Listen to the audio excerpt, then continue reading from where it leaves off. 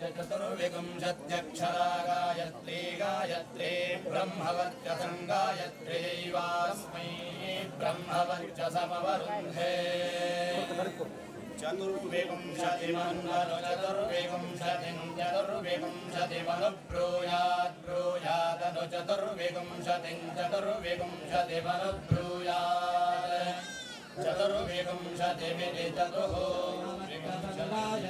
गायत्री ब्रह्मवर्चसङ्गायत्र्या ब्रह्मवर्चसङ्गायत्र्या गायत्र्या ब्रह्मवर्चसङ्गायत्र्यैवैव गायत्र्या ब्रह्मवर्चसङ्गायत्र्यैव ब्रह्मवर्चसमिति ब्रह्म वर्चसं गायत्र्यैवैव गायत्र्या ಎಲ್ಲರೂ ಒಂದು ಸ್ವಲ್ಪ ಸಮಯ ಮೌನವಾಗಿ ಕೂತ್ಕೊಂಡು ಈ ಕಾರ್ಯಕ್ರಮವನ್ನು ಕೇಳಿಸ್ಕೊಳ್ಬೇಕು ಅಂತ ಪ್ರಾರ್ಥನೆಯನ್ನು ಮಾಡಿಕೊಳ್ತಾ ಇದ್ದೇವೆ. ಇಷ್ಟೊತ್ತಿನವರೆಗೆ ವೇದ ಮಂತ್ರ ಪಠಣವನ್ನು ನಡೆಸಿಕೊಟ್ಟವರು ಸ್ವರ್ಣವಲ್ಲಿ ರಾಜರಾಜೇಶ್ವರಿ ಪಾಠಶಾಲೆಯಲ್ಲಿ ವೇದ ಅಧ್ಯಾಪಕರಾಗಿರುವಂಥ ಡಾಕ್ಟರ್ ಆಗಬೇಕು, ಸದ್ಯದಲ್ಲಿ ಆಗ್ತದೆ, ಗಣಪಾಠಿಗಳು ನಾಗರಾಜ್ ಭಟ್ರು ಮತ್ತು ಅವರ ಶಿಷ್ಯರು. ಅವರಿಗೆ ಬಾಲಿಗೀತೆಯ ಪರವಾಗಿ ತುಂಬ ಹೃದಯದ ಕೃತಜ್ಞತೆಯನ್ನು ಸಮರ್ಪಣೆ ಮಾಡ್ತಾ ಇದ್ದೇವೆ. ಅವರು ನನ್ನ ಸಹಾಧ್ಯಾಯಿಗಳು, ನಮ್ಮ ಜೊತೆಯಲ್ಲಿ ಡಾಕ್ಟರೇಟ್ ಮಾಡ್ತಾ ಇದ್ದಾರೆ, ಹಾಗಾಗಿ ಡಾಕ್ಟರ್ ಅಂತ ಬಂತ. ಬಾಲಿಗೀತೆ ನಮ್ಮ ಕುಟುಂಬ, ಇಡೀ ನಮ್ಮ ತಾಲೂಕಿನಲ್ಲಿಯೇ ಬೌದ್ಧಿಕವಾದ ದೃಷ್ಟಿಯಿಂದ ಒಂದು ವಿಶಿಷ್ಟವಾದಂತಹ ಕುಟುಂಬ ಇದು. ನಮ್ಮ ಅಜ್ಜ ರಾಮಕೃಷ್ಣ ಭಟ್ರು ಅಂತ, ಅವರು ವೈದಿಕರಾಗಿದ್ದರು. ಅದರ ಜೊತೆಗೆ ವಿಶೇಷವಾಗಿ ಜ್ಯೋತಿಷ್ಶಾಸ್ತ್ರದಲ್ಲಿ ತುಂಬ ಪ್ರಸಿದ್ಧಿಯನ್ನು ಪಡೆದವರಾಗಿದ್ದರು. ಅವರ 6 ಜನ ಮಕ್ಕಳು, ನಾನು ಪೀಠಿಕೆಯಾಗಿ ತುಂಬ ವಿಷಯಗಳನ್ನು ಹೇಳೋದಿಲ್ಲ ಸಮಯದ ಅಭಾವದಿಂದ. ಅವರ 6 ಜನ ಮಕ್ಕಳು, ಅದರಲ್ಲಿ ಹಿರಿಯವರೊಬ್ಬರು ಈಗ ಇಲ್ಲ, ಅವರೆಲ್ಲರೂ ಅವರವರ ಕ್ಷೇತ್ರದಲ್ಲಿ ವಿಶೇಷವಾದಂತಹ ಕೃಷಿಯನ್ನು ಮಾಡಿ ವಿಶೇಷ ಸಾಧನೆಯನ್ನು ಮಾಡಿದವರು. ಅಧ್ಯಯನದ ದೃಷ್ಟಿಯಲ್ಲಿ ಬಂದರೆ ನಮ್ಮ ದೊಡ್ಡಪ್ಪ, ನಾವು ಕರೆಯೋದು ಚಿಕ್ಕಪ್ಪ ಅಂತೇಳಿ, ತಿಮ್ಮಣ್ಣ ಭಟ್ರು ವೇದಾಂತ ಶಾಸ್ತ್ರವನ್ನು ಚೆನ್ನಾಗಿ ಅಧ್ಯಯನ ಮಾಡಿ ಅನೇಕ ಗ್ರಂಥಗಳನ್ನು ರಚನೆ ಮಾಡಿದ್ದಾರೆ, ಪುಸ್ತಕಗಳನ್ನು ಬರೆದಿದ್ದಾರೆ. ವೇದ ವಿಷಯದಲ್ಲಿ, ಕರ್ಮಕಾಂಡದ ವಿಷಯದಲ್ಲಿ ಸಂಶಯ ಬಂದರೆ ಅದನ್ನು ಪರಿಹಾರ ಮಾಡುವ ವಿಶೇಷ ಸಾಮರ್ಥ್ಯ ಇರುವವರು ತಿಮ್ಮಣ್ಣ ಭಟ್ರು.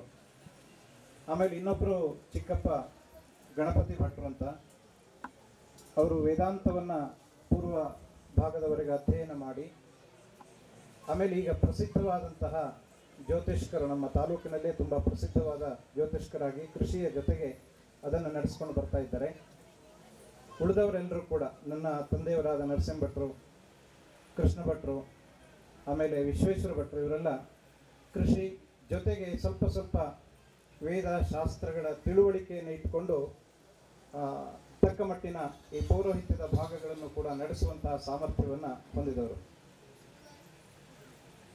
ಅವರ ಮಕ್ಕಳು ಇವತ್ತು ತುಂಬ ಜನ ದೇಶ ವಿದೇಶಗಳಲ್ಲಿ ತುಂಬ ಕಡೆಗಳಲ್ಲಿ ಬಾಲಿಗೀತೆಯವರು ಇದ್ದೇವೆ. ಇವತ್ತು ಸಂಸ್ಕೃತವನ್ನು ಅಧ್ಯಯನ ಮಾಡಿದವರು, ವಿಶೇಷವಾಗಿ ಅನೇಕ ಶಾಸ್ತ್ರಗಳನ್ನು ಅಧ್ಯಯನ ಮಾಡಿದ ಒಂದು ಕುಟುಂಬ ಇದ್ದರೆ ಅದು ಬಾಲಿಗೀತೆ ಕುಟುಂಬ ಅಂತ ಹೇಳ್ಬೋದು. ವೇದಾಂತವನ್ನು ಅಧ್ಯಯನ ಮಾಡಿದವರು ಶಂಕರ ಭಟ್ರಿದ್ದಾರೆ. ಆಮೇಲೆ ಅಲಂಕಾರ ಶಾಸ್ತ್ರವನ್ನು ಅಧ್ಯಯನ ಮಾಡಿದವರು ಗೋಪಾಲ್ ಭಟ್ರು ಅಂತ ಉಮ್ಮಚ್ಚಿಗೆ ಪಾಠಶಾಲೆಯಲ್ಲಿ ಕಾಲೇಜಿನಲ್ಲಿ ಪ್ರಾಧ್ಯಾಪಕರಾಗಿದ್ದಾರೆ. ನ್ಯಾಯಶಾಸ್ತ್ರವನ್ನು ಅದರಲ್ಲಿ ವಿದ್ವತ್ ಮಾಡಿ ಅಧ್ಯಾಪಕರಾಗಿರುವವರು ರಾಮಕೃಷ್ಣ ಭಟ್ರು ಅಂತ ಧಾರವಾಡದಲ್ಲಿದ್ದಾರೆ, ತಿಮ್ಮಣ್ಣ ಭಟ್ರ ಹಿರಿಯ ಮಗ. ಆಮೇಲೆ ಮೀಮಾಂಸಾ ಶಾಸ್ತ್ರವನ್ನು ಅಧ್ಯಯನ ಮಾಡಿದ ಸೂರ್ಯನಾರಾಯಣ ಅಂತ ಶೃಂಗೇರಿಯಲ್ಲಿ ಅಧ್ಯಾಪಕರಾಗಿದ್ದಾರೆ. ನನ್ನ ಸಹೋದರ ದತ್ತಾತ್ರೇಯ ಅಂತ ವೇದ ಮೂಲವನ್ನು ಅಧ್ಯಯನ ಮಾಡಿ ಈಗ ಮೈಸೂರಿನಲ್ಲಿ ಕಾರ್ಯವನ್ನು ನಿರ್ವಹಿಸ್ತಾ ಇದ್ದಾನೆ. ನಾನು ಜ್ಯೋತಿಷ್ಶಾಸ್ತ್ರದಲ್ಲಿ ಅಧ್ಯಯನವನ್ನು ಮಾಡಿ ಈಗ ಉಜಿರೆಯ ಹತ್ತಿರ ಧರ್ಮಸ್ಥಳ ಮಂಜುನಾಥೇಶ್ವರ ಕಾಲೇಜ್ ಅಂತಿದೆ, ಅಲ್ಲಿ ಪ್ರಾಧ್ಯಾಪಕನಾಗಿ ನಾನು ಕೆಲಸವನ್ನು ಮಾಡ್ತಾ ಇದ್ದೇನೆ. ಹೀಗೆ ಬೇರೆ ಬೇರೆ ಶಾಸ್ತ್ರಗಳನ್ನು ಅಧ್ಯಯನ ಮಾಡಿದ ಒಂದು ಕುಟುಂಬ ಬಾಲಿಗೀತೆ ಕುಟುಂಬ. ಇವತ್ತು ಸಿದ್ಧಾರ್ಥ ಮತ್ತು ಸಾತ್ವಿಕ, ಅವಳಿ ಜವಳಿ ಮಕ್ಕಳು, ಅವರ ಬ್ರಹ್ಮೋಪದೇಶ ಕಾರ್ಯಕ್ರಮ ಇದೀಗ ನಡೆದಿದೆ. ಇವತ್ತು ಕೃಷ್ಣ ಭಟ್ರ 4 ಜನ ಮಕ್ಕಳಲ್ಲಿ ದೊಡ್ಡವನು ಬಾಲಚಂದ್ರ ಅಂತ ಮನೆಯಲ್ಲೇ ಇದ್ಕೊಂಡು ಕೃಷಿ ಕೆಲಸವನ್ನು ನಿರ್ವಹಿಸಿಕೊಂಡು ಬರ್ತಾ ಇದ್ದಾನೆ. ಈ ಎಲ್ಲ ವ್ಯವಸ್ಥೆಗಳನ್ನು ನೋಡ್ಕೊಳ್ತಾ ಇರುವವನು. ಅವನ ತಮ್ಮ ಅನಂತ ಚಿಕ್ಕಂದಿನಲ್ಲಿ ಇಲ್ಲಿ ಓದ್ತಾ ಇರುವಾಗ ಹೆಚ್ಚಿನ ಅಧ್ಯಯನ ಮಾಡಲಿಕ್ಕೆ ಅವಕಾಶ ಇರಲಿಲ್ಲ. ಆಗ ನಾನು ಉಡುಪಿಯಲ್ಲಿ ಓದ್ತಾ ಇದ್ದೆ. ಅವನ ಉಡುಪಿಗೆ ಕರ್ಕೊಂಡೋಗಿದ್ದೆ. ನಾನು ಅಲ್ಲಿ ಕಾಲೇಜಿಗೆ ಸೇರಿಸಿದ್ದ. ಆವಾಗ ಆಮೇಲೆ ಅಧ್ಯಯನ ಮಾಡಿ ಈಗ ವಿದೇಶದಲ್ಲಿ ಉದ್ಯೋಗದಲ್ಲಿ ಇದ್ದಾನೆ. ಇಬ್ಬರು ಪುತ್ರಿಯರು, ಕೃಷ್ಣ ಭಟ್ರ ಇಬ್ಬರು ಹೆಣ್ಣುಮಕ್ಕಳು ಇಲ್ಲಿಯೇ ಸಂಸಾರವನ್ನು ನಡೆಸಿಕೊಂಡು ಮಕ್ಕಳಿಗೆ ಒಳ್ಳೆಯ ಸಂಸ್ಕಾರವನ್ನು ನೀಡಿಕೊಂಡು ಬರ್ತಾ ಇದ್ದಾರೆ. ಬರೀ ಗಂಡು ಮಕ್ಕಳ ವಿದ್ಯಾಭ್ಯಾಸದ ಬಗ್ಗೆ ಮಾತ್ರ ಹೇಳಿದೆ. ನಮ್ಮ ಕುಟುಂಬದಲ್ಲಿ ಹೆಣ್ಣು ಮಕ್ಕಳು ಕೂಡ ವಿಶೇಷ ಸಾಮರ್ಥ್ಯ ಇರುವವರಾಗಿದ್ದರು. ಆದರೆ ಓದಲಿಕ್ಕೆ ಅವಕಾಶ ಇರಲಿಲ್ಲ ಅವರಿಗೆ. ಹೆಚ್ಚು ಅಂದರೆ 7th ಮಾತ್ರ ಓದಲಿಕ್ಕೆ ಅವಕಾಶಗಳಿತ್ತು. ಹಾಗಾಗಿ ಅವರು ಉನ್ನತ ಹುದ್ದೆಗಳಿಗೆ ಹೋಗಲಿಲ್ಲ. ಆದರೆ ಒಳ್ಳೆ ಸುಸಂಸ್ಕೃತ ಜೀವನವನ್ನು ನಡೆಸಿಕೊಂಡು ಸಂಸಾರವನ್ನು ಮುನ್ನಡೆಸಿಕೊಂಡು ಬರ್ತಾ ಇರುವಂತಹ ಕುಟುಂಬದವರು ನಮ್ಮ ಮನೆಯ ಹೆಣ್ಮಕ್ಳು ಇವತ್ತು ಬೇರೆ ಬೇರೆ ಕಡೆಗಳಲ್ಲಿ ಸಂಸಾರವನ್ನು ನಡೆಸಿಕೊಂಡು ಬರ್ತಾ ಇದ್ದಾರೆ. ಇದು ಒಂದು ಸ್ಥೂಲವಾದಂತಹ ಹಿನ್ನೆಲೆ. ವಿಶೇಷವಾಗಿ ಇವತ್ತು ಬ್ರಹ್ಮೋಪದೇಶ ಕಾರ್ಯಕ್ರಮದಲ್ಲಿ ನಾವಿದ್ದೇವೆ. ಬ್ರಹ್ಮ ಸತ್ಯಂ ತಪೋವೇದ ಬ್ರಹ್ಮ ವಿಪ್ರ ಪ್ರಜಾಪತಿ ಅಂತ ಹೇಳ್ತಾರೆ.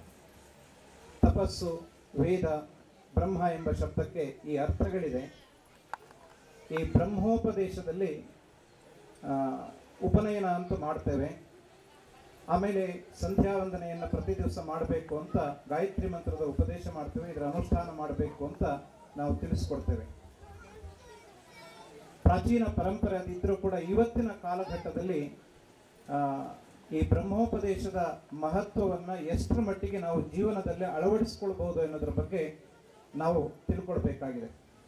ಯಾಕೆಂದರೆ ನಮ್ಮ ದೇಶ ಎನ್ನುವುದು ತುಂಬ ವಿಶಾಲವಾಗಿದೆ, ವ್ಯಾಪ್ತವಾಗಿದೆ. ಮೊದಲಿನ ಹಾಗೆ ಒಂದು ಊರು ಮಾತ್ರ ನಮ್ಮ ಗಡಿಯಲ್ಲ, ಇವತ್ತು ಪ್ರಪಂಚವೇ ನಮ್ಮ ಗಡಿಯಾಗಿದೆ. ನಮಗೆ ವಿದೇಶದವರ ಆಕರ್ಷಣೆ, ವಿದೇಶದಲ್ಲಿರುವ NRIs, ನಾನ್ ರೆಸಿಡೆನ್ಷಿಯಲ್ ಇಂಡಿಯನ್ಸ್ ತುಂಬ ಜನ ಇವತ್ತು ಬಂದಿದ್ದಾರೆ. ನಮ್ಮವರೇ ಸ್ನೇಹಿತರು ಬೇರೆ ಬೇರೆ ಪ್ರದೇಶಗಳಿಂದ ಆಗಮಿಸಿದ್ದಾರೆ. ಈ ಬ್ರಹ್ಮೋಪದೇಶದ ಮಹತ್ವ ಏನು ಎನ್ನುವುದರ ಬಗ್ಗೆ ವಿಶೇಷವಾದ ಉಪನ್ಯಾಸ ನೀಡಬೇಕು ಅಂತ ನಮ್ಮ ಹಿರಿಯರು, ಹಿತೈಷಿಗಳು, ಆತ್ಮೀಯರು ಆದಂತಹ ಡಾಕ್ಟರ್ ಶ್ರೀರಾಮ್ ಭಟ್ ಅವರನ್ನು ನಾವು ಪ್ರಾರ್ಥಿಸಿಕೊಂಡಿದ್ವಿ.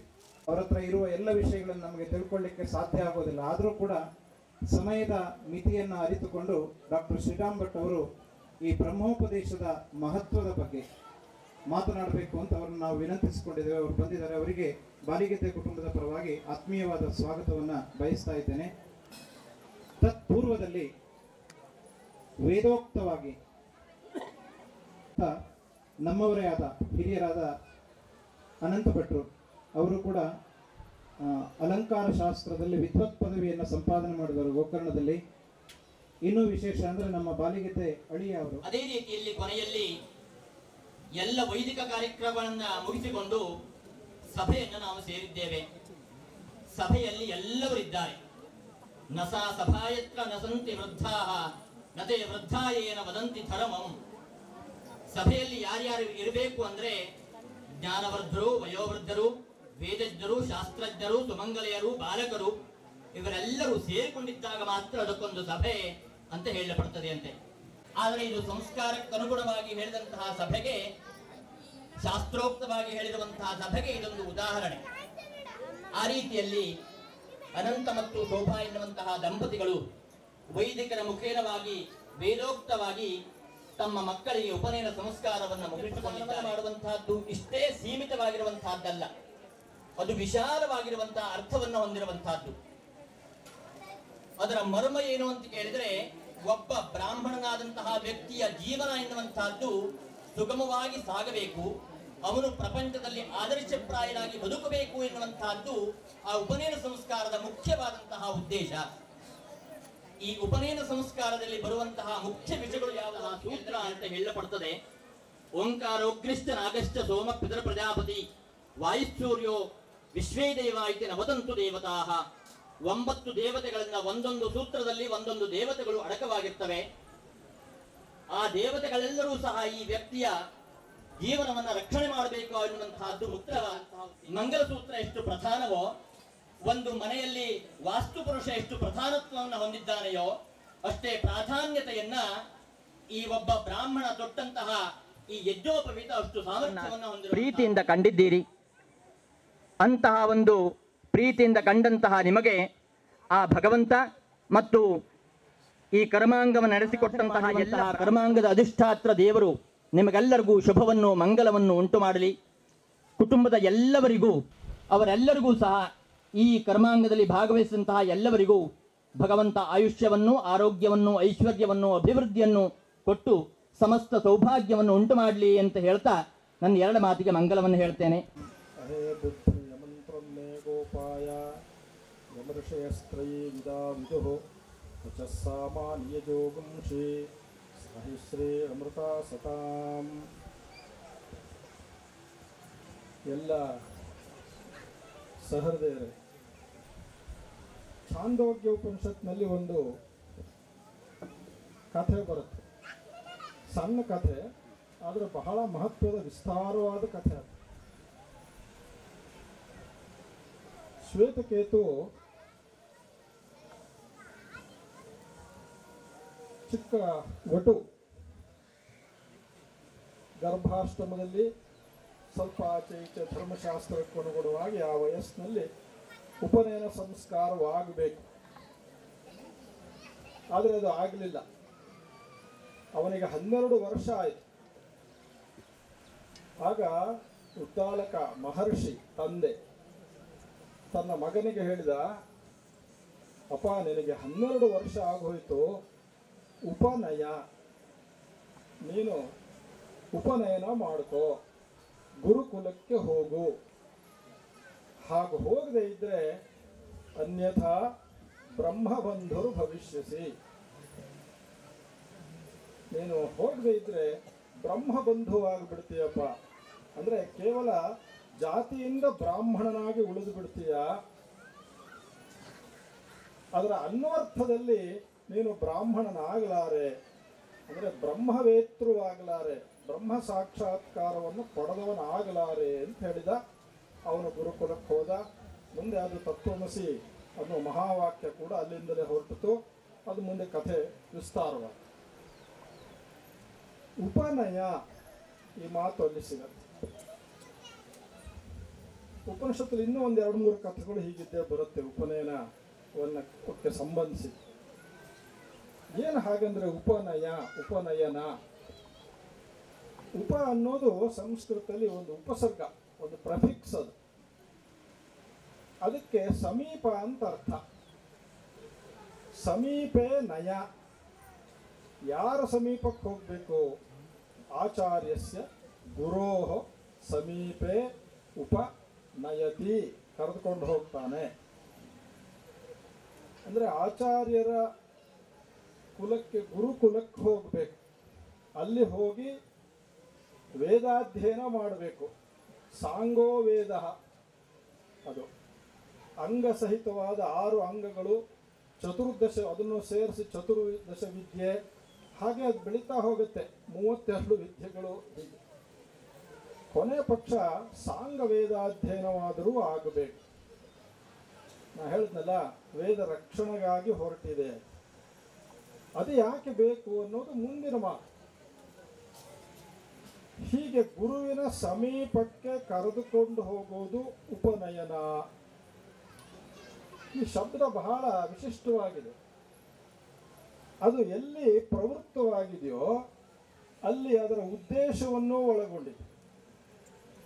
ಈ ವೇದಾಧ್ಯಯನದಿಂದ ಸಿಗೋದೇನು, ಅದರ ಉದ್ದೇಶ ಏನು ಅಂದರೆ, ನಮಗೆಲ್ಲ 2 ಕಣ್ಣು ಇದೆಯಲ್ಲ, ಮುಕ್ಕಣ್ಣರಲ್ವಲ್ಲ ನಾವು, 2 ಕಣ್ಣಿದೆ. ಅದು ನಮಗೆ ಈ 2 ಕಣ್ಣುಗಳ ಸಮೀಪದಲ್ಲಿ ಇನ್ನೊಂದು ಕಣ್ಣನ್ನು ತಂದು ಕೊಡುತ್ತೆ.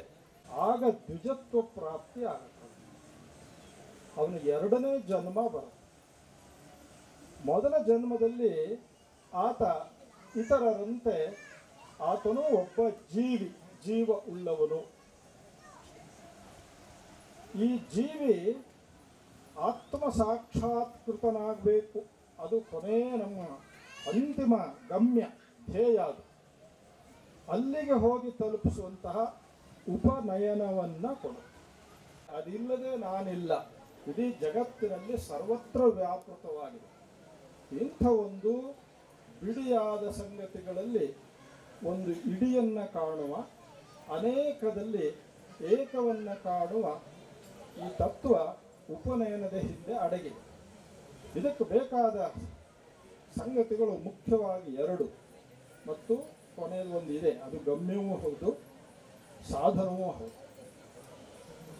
ಬಹಳ ಮುಖ್ಯವಾಗಿ ಪಠನ ಮಾಡುವಂತಹದ್ದು ಉಪನಯನದಲ್ಲಿ ಶ್ರದ್ಧಾ, ಮೇಧಾ, ಪ್ರಜ್ಞಾ, ಅದೇ ಬ್ರಹ್ಮ.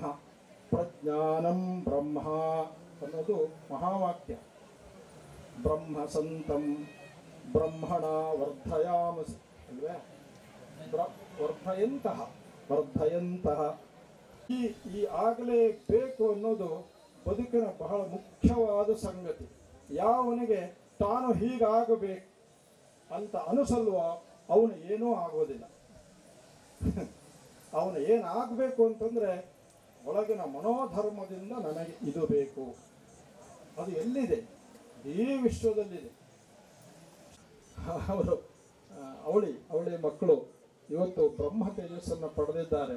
ಅವರ ಬದುಕಿನ ಉದ್ದಕ್ಕೆ ಆ ಬ್ರಹ್ಮ ತೇಜಸ್ಸು ಬ್ರಹ್ಮವರ್ಚಸ ಅಂತ ಹೇಳಿದರು. ಗಾಯತ್ರಿಯನ್ನು ವೇದದಲ್ಲಿ ವಿವರಿಸಿದ್ರು ಅವರು. 24 ಅಕ್ಷರ ತ್ರಿಪದ ಆಯ್ತು. ಆಗ ಹೇಳುವಾಗ ಅದು ಬ್ರಹ್ಮವರ್ಚಸ. ಆ ಬ್ರಹ್ಮವರ್ಚಸ್ಸು ಅವರ ಬದುಕಿನ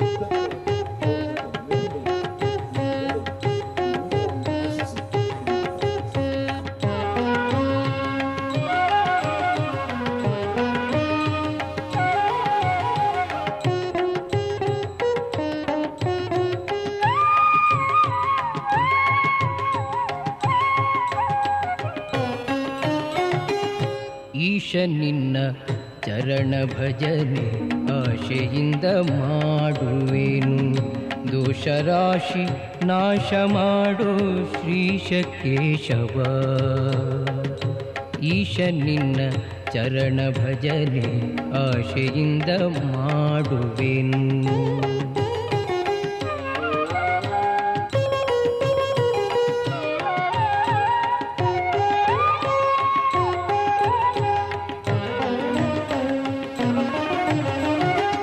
ಶರಣು ಹೊಕ್ಕೇನಯ್ಯ ಎನ್ನ ಮರಣ ಸಮಯದಲ್ಲಿ ನಿನ್ನ ಚರಣ ಸ್ಮರಣೆ ಕರುಣಿಸಯ್ಯ ನಾರಾಯಣ.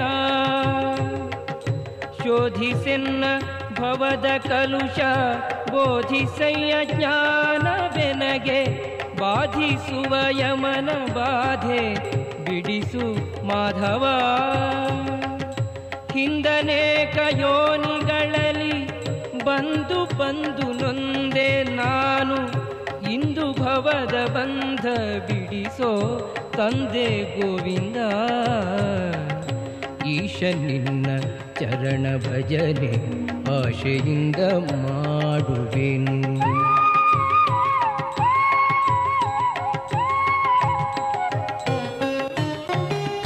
ಭ್ರಷ್ಟನೆನಿಸಬೇಡ ಕೃಷ್ಣ ಇಷ್ಟು ಮಾತ್ರ ಬೇಡಿಕೊಂಬೆ. ಶಿಷ್ಟರೊಡನೆ ಇಟ್ಟು ಕಷ್ಟ ಬಿಡಿಸು ವಿಷ್ಣುವೇ. ಮದನನಯ್ಯ ನಿನ್ನ ಮಹಿಮೆ ವದನದಿಂದ ನುಡಿಯುವಂತೆ. ಹೃದಯದಲ್ಲಿ ಕುದುಗಿಸಯ್ಯ ಮಧುಸೂದನ. ಕವಿದುಕೊಂಡು ಇರುವ ಪಾಪ ಸವೆದು ಹೋಗುವಂತೆ ಮಾಡು. ಜವನ ಬಾಧೆಯನ್ನು ಬಿಡಿಸೋ ಶ್ರೀ ತ್ರಿವಿಕ್ರಮ. ಈಶ ನಿನ್ನ ಚರಣ ಭಜನೆ ಆಶೆಯಿಂದ ಮಾಡುವೆನು.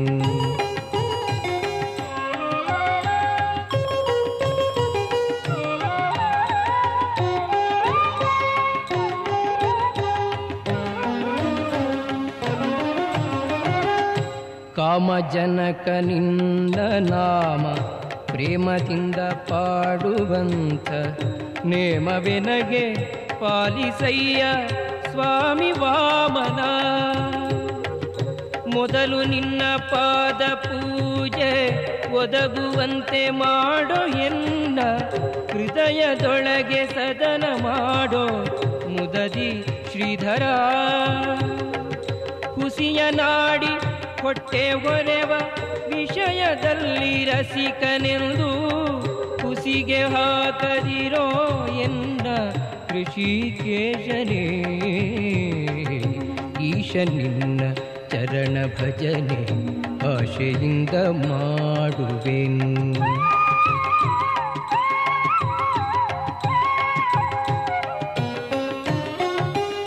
ಕಾಮಕ್ರೋಧ ಬಿಡಿಸಿ ನಿನ್ನ ನಾಮ ಜಿಹ್ವೆಯೊಳಗೆ ನುಡಿಸೋ ಶ್ರೀಮಗಾನುಭಾವನಾದ ದಾಮೋದರ.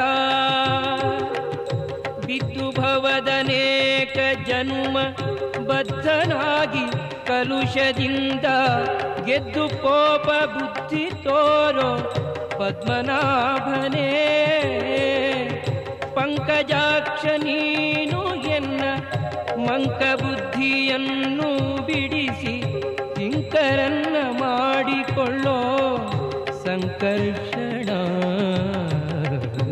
ಈಶ ನಿನ್ನ ಚರಣ ಭಜನೆ ಆಶೆಯಿಂದ ಮಾಡುವೆನು.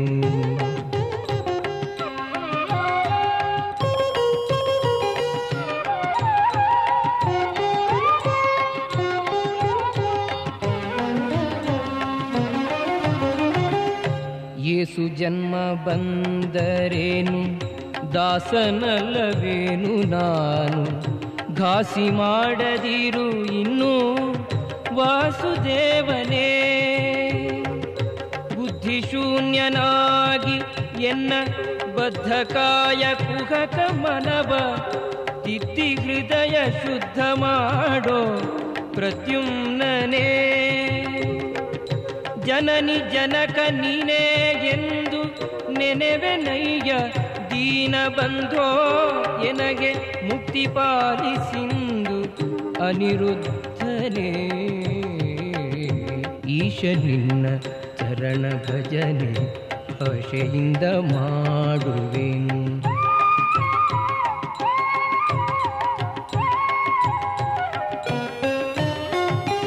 ಹರುಷದಿಂದ ನಿನ್ನ ನಾಮ ಸ್ಮರಿಸುವಂತೆ ಮಾಡು ಕ್ಷೇಮ ಇರಿಸು ಚರಣದಲ್ಲಿ ಪ್ರೇಮ ಪುರುಷೋತ್ತಮ.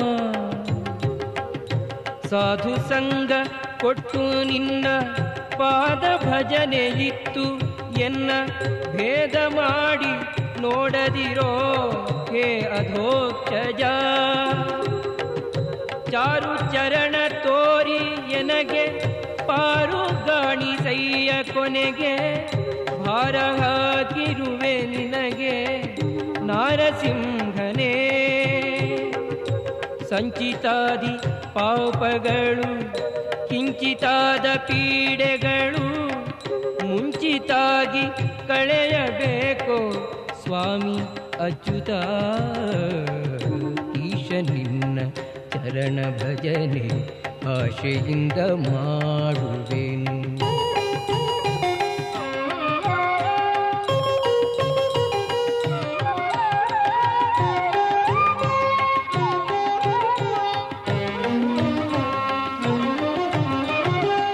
ಜ್ಞಾನ ಭಕುತಿ ಕೊಟ್ಟು ನಿನ್ನ ಧ್ಯಾನದಲ್ಲಿ ಇಟ್ಟು ಸದಾ ಹೀನ ಬುದ್ಧಿ ಬಿಡಿಸೋ ಮುನ್ನ ಶ್ರೀ ಜನಾರ್ದನ. ಜಪತಪಾನುಷ್ಠಾನವಿಲ್ಲ ಉಪಥಗಾಮಿಯಾದ ಎನ್ನ ಕೃಪೆಯ ಮಾಡಿ ಕ್ಷಮಿಸಬೇಕು ಹೇ ಉಪೇಂದ್ರನೇ. ಮೊರೆಯ ಇಡುವೆನಯ್ಯ ನಿನಗೆ ಶರಧಿ ಶಯನ ಶುಭಮತೀಯ. ಇರಿಸೋ ಭಕ್ತರೊಳು ಪರಮ ಪುರುಷ ಶ್ರೀಹರೇ. ಈಶ ನಿನ್ನ ಚರಣ ಭಜನೆ ಆಶೆಯಿಂದ ಮಾಡುವೆನು.